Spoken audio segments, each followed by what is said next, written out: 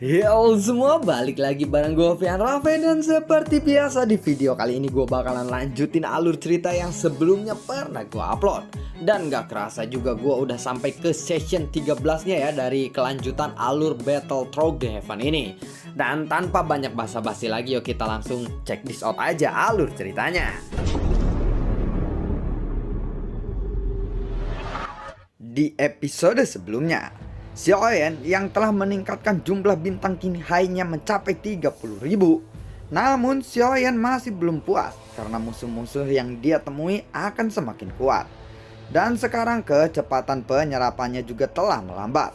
Dan dia kini membutuhkan 5.000 bintang lagi untuk menerobos ke tahap selanjutnya. Dia berpikir bagaimana caranya agar dia bisa kembali lagi menyerap dengan sangat cepat. Apakah dia harus menggunakan ramuan atau tidak? Tampaknya ini adalah satu-satunya cara, namun Juan Bondan buatnya tidak cocok untuk digunakan oleh seseorang Dausian bintang 2. Dan saat ini tidak ada waktu lagi bagi Xiaoyan untuk membuat ramuan meningkatkan kecepatan kultivasinya. Apakah ini akan berakhir sampai di sini? Xiaoyan sedikit tidak rela karena sumber gas semacam ini mungkin tidak akan ada lagi dan dia dapatkan di lain hari. Buar, lalu ada sebuah ledakan yang terjadi dan itu berasal dari tubuh Xiaoyan. Kemudian jumlah bintang di tubuh Xiaoyan juga meningkat lagi.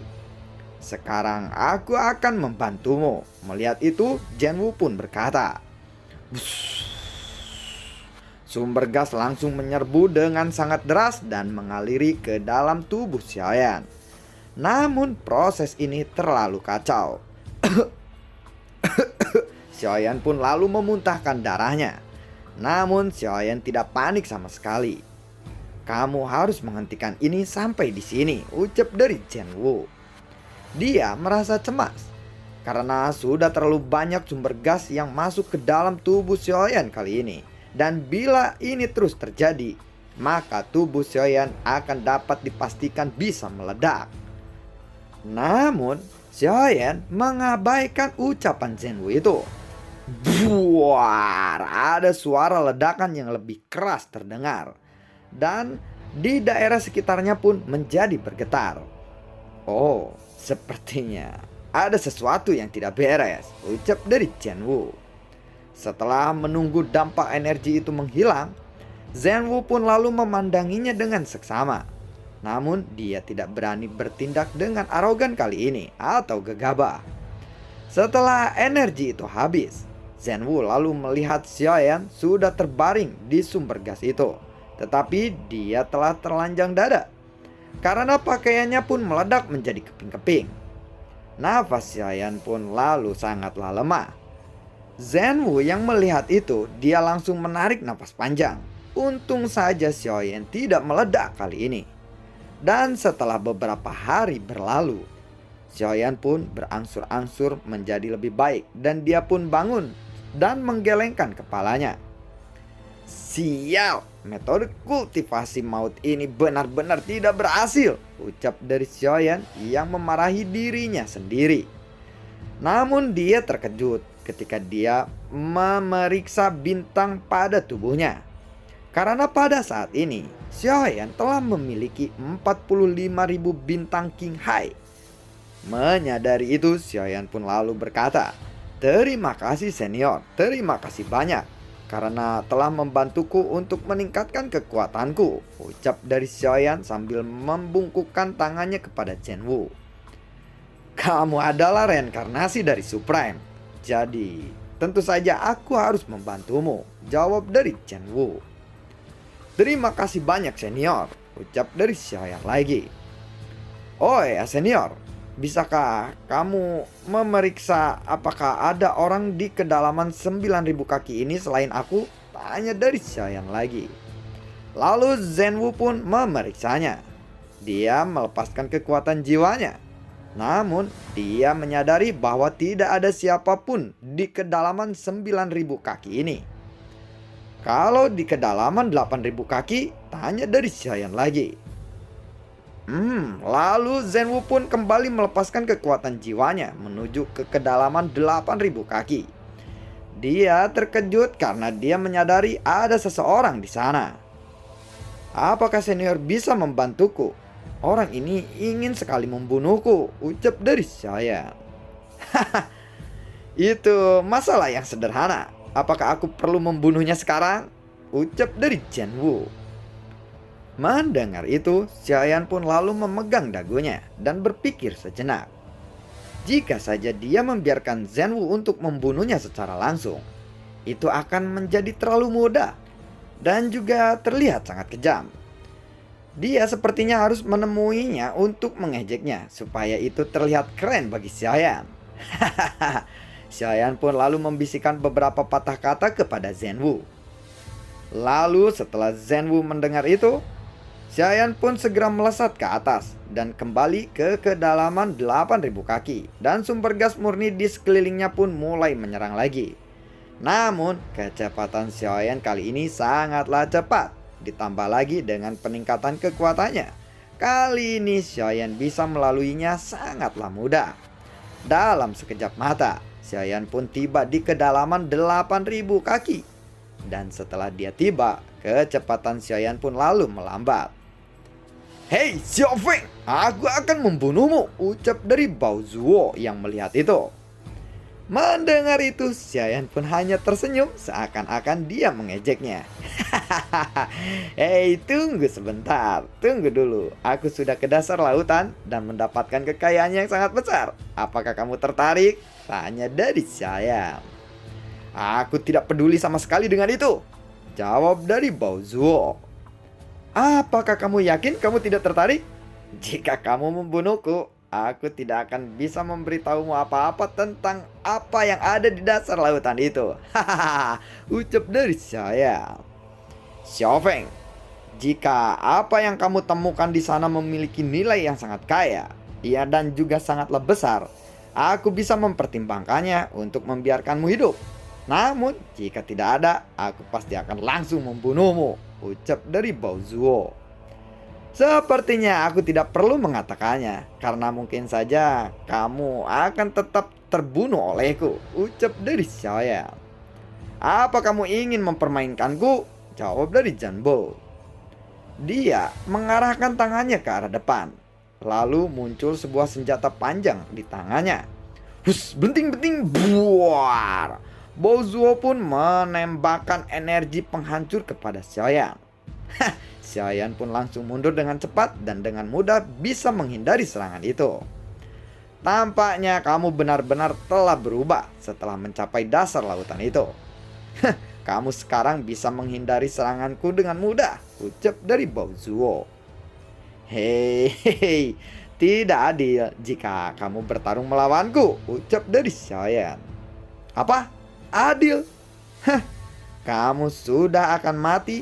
Di akhirat nanti kamu bisa bertanya, adakah di mana keadilan itu di dunia ini?" jawab dari Bao Zuo.